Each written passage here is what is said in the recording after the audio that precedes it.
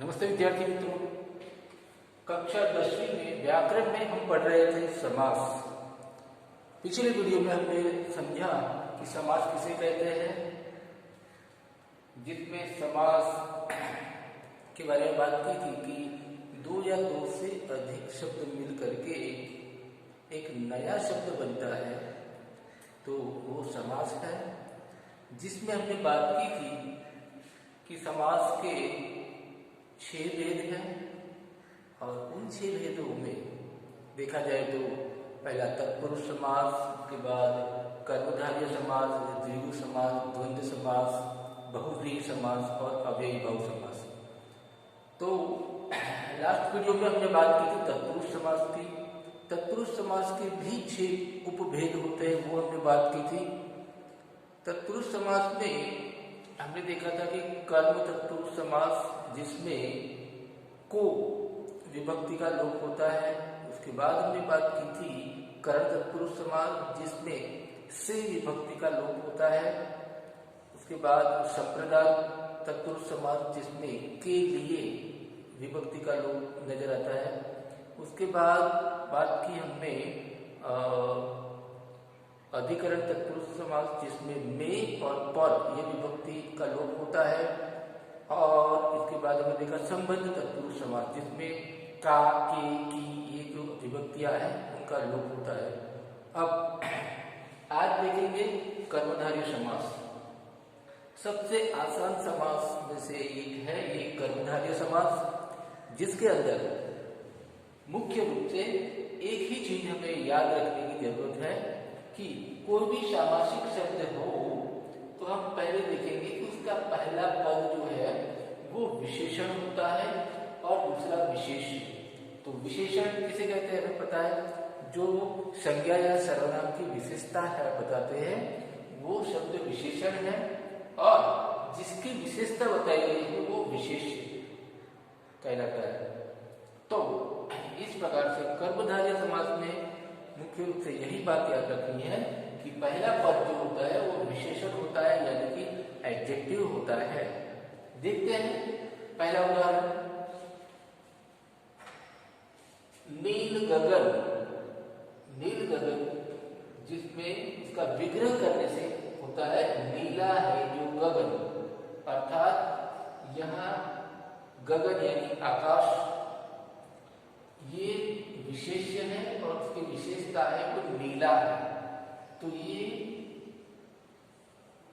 पहला पद जो है वो क्या है, विशेषण है, इसलिए ये कर्मधारय समास है। उसी तरह दूसरा उदाहरण देखें तो महावीर, महान है जो वीर, तो यहाँ वीर जो है उसकी विशेषता ये है कि वो महान है, तो ये महान यहाँ भी ये पहला पद विशेषण है, इसलिए ये कर्मधारय समास का उदाहरण है।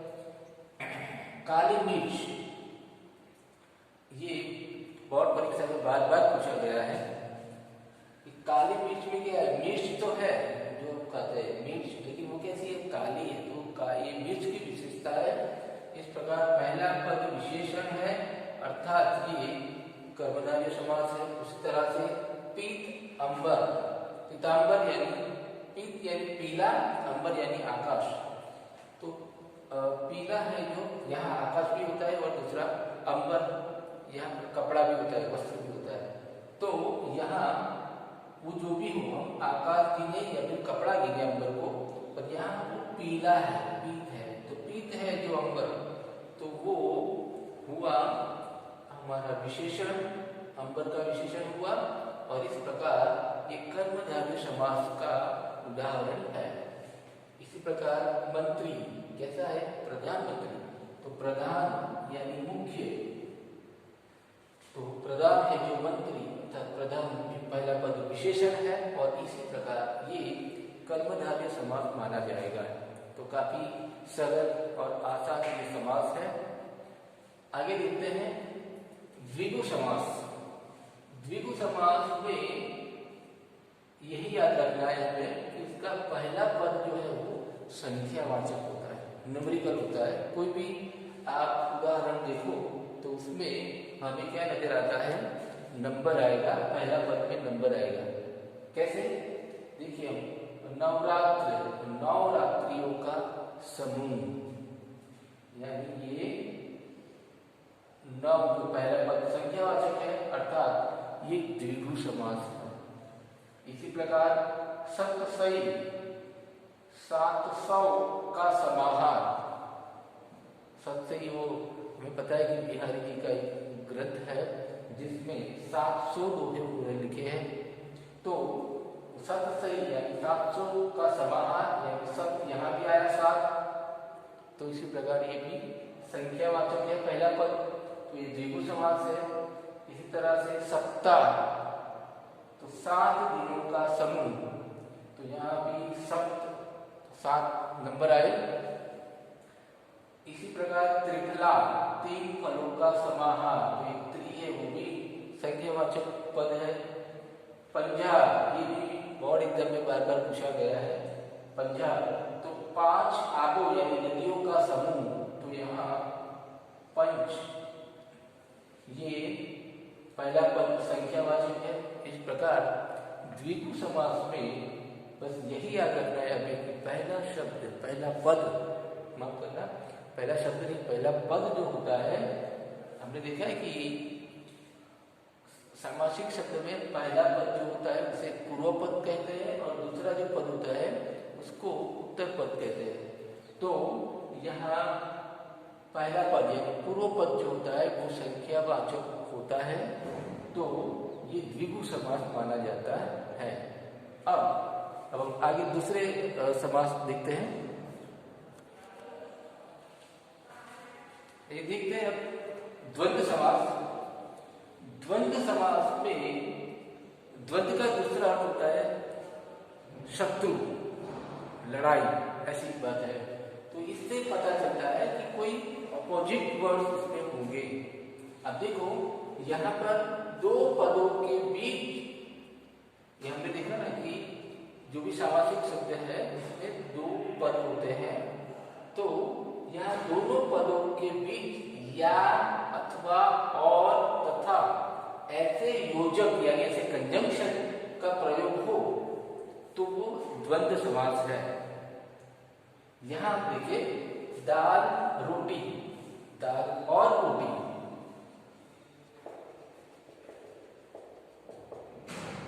इसी प्रकार माँ बाप, माँ और बाप,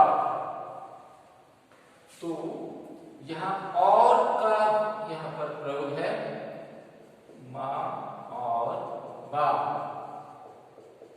इसी प्रकार रात और दिन, राजा और रंग। इस प्रकार द्वंद्व समास में मुख्य रूप से ऑपोजिट होता है, शॉर्ट पैंट, रात दिन, माँ बाप, तो ये द्वंद्व समास के उदाहरण है। द्वंद्व समास में द्वंद्व यानी ऑपोजिट, ये याद रखना है यहाँ पर।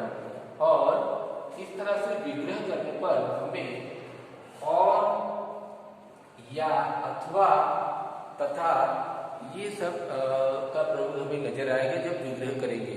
तो हमें खास तौर पर द्वंद्व समास में यही याद रखना है। आगे दूसरा समास देखते हैं। इसी प्रकार हम दूसरा समास देखें, बहुव्रीहि समास, जिसके अंदर अभी तक के जो हमने समास देखे उसमें ये था कि पहला पद जो है वो संख्यावाचक होता है या विशेषण होता है या फिर उसमें विभक्ति होती है, ये हमने इस तरह से देखा समास में।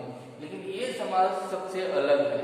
यहाँ पर क्या है, यहाँ जो पूर्व पद और उत्तर पद जो बताया गया है उससे कुछ अलग ही अर्थ निकलता है। देखिए दोनों खंड प्रधान ना हो, ये दोनों जो है पद विष और धर, विष यानी जहर, धर यानी धारण करने वाला, तो यहाँ विषधर किसी एक व्यक्ति के बारे में, कोई पर्टिकुलर एक व्यक्ति के बारे में ही विषधर कहा जाता है। तो इस तरह से इसका विग्रह करने पर कुछ और ही निकलता है, यानी कहीं किसी अन्य संज्ञा का बोध हो तो यहाँ ऐसा विग्रह करने पर आएगा कि विष को धारण करने वाला, धारण करने वाला, तो वो कौन है? शंकर।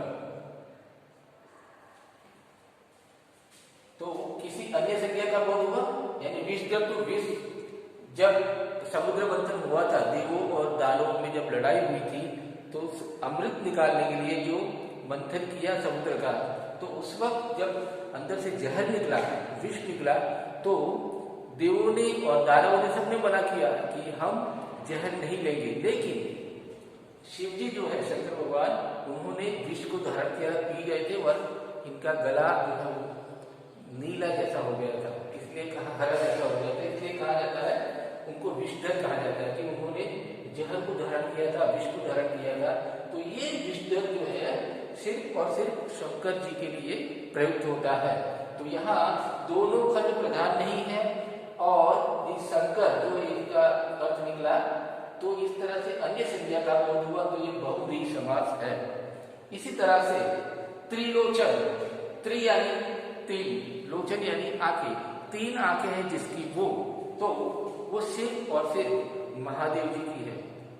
तो हम यहां लिखेंगे कि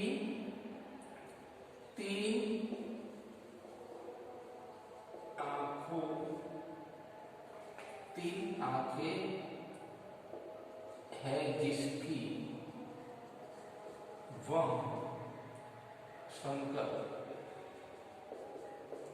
तो ये इस तरह त्रिलोचन की बात करें तो हम ये बोलेंगे कि त्रि तो यहाँ तीन संख्या है, संख्यावाचक है, पद, तो ये इसे हम बोल सकते हैं कि तो द्विगु समास में भी आ सकता है, लेकिन द्विगु समास में नहीं है। त्रिलोचन में सिर्फ एक व्यक्ति को कहा जाता है, शिव जी को, ये हमें देखना होता है।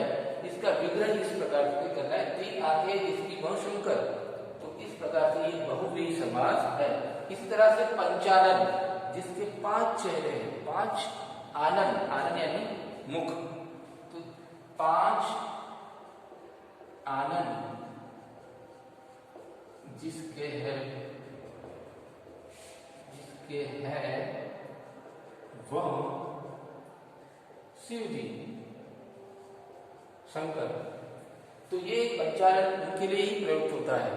तो ऐसे कोई स्पेसिफिक नाम के लिए, संज्ञा के लिए अगर ये प्रयुक्त होता है पंचानन, तो ये बहुव्रीहि समास है। इस तरह से लंबोदर, लंबा यानी मतलब लेंथ वाला, और उदर यानी कि पेट, इसका बहुत बड़ा पेट है, लंबा पेट है, तो ये लंबोदर शब्द जो है ये सिर्फ और सिर्फ गणेश जी के लिए प्रयुक्त होता है, तो शिव जी के पुत्र है। तो इस तरह से लिखेंगे, लंबा है जिसका उदर वह गणेश। तो इस प्रकार ये बहुव्रीहि समास हुआ। इस तरह से दशानन, 10 जिसके मुख है, ऐसे हम सबको पता है 10 है जिसके आनन वह, तो 10 मुखों वाला तो एक ही है, रावण। तो इस प्रकार हम कह सकते हैं कि दोनों खंड प्रधान न हो और ये दोनों किसी और के बारे में ही बात कर रहे हो, तो ऐसे समास विग्रह करने पर पता चलेगा। तो समझना है हमें कि यहाँ जो शब्द है वो किसी अन्य संज्ञा के लिए ये सब बात हो रही है। तो ऐसे स्पेसिफिक जो कैरेक्टर है उनका नाम लिखना है और फिर ये बताना है कि ये बहुव्रीहि समास है। तो दोस्तों आज तक हमने ये देखा कि कर्मधारय समास में हमने देखा कि पहला पद विशेषण होता है और दूसरा पद विशेष्य होता है, और उसके उदाहरण हमने देखे नील गगन वगैरह, पीताम्बर वगैरह। और उसके बाद हमने देखा द्विगु समास में हमने देखा कि पहला पद जो होता है वो संख्यावाचक होता है और वो समूह का बोध करता है।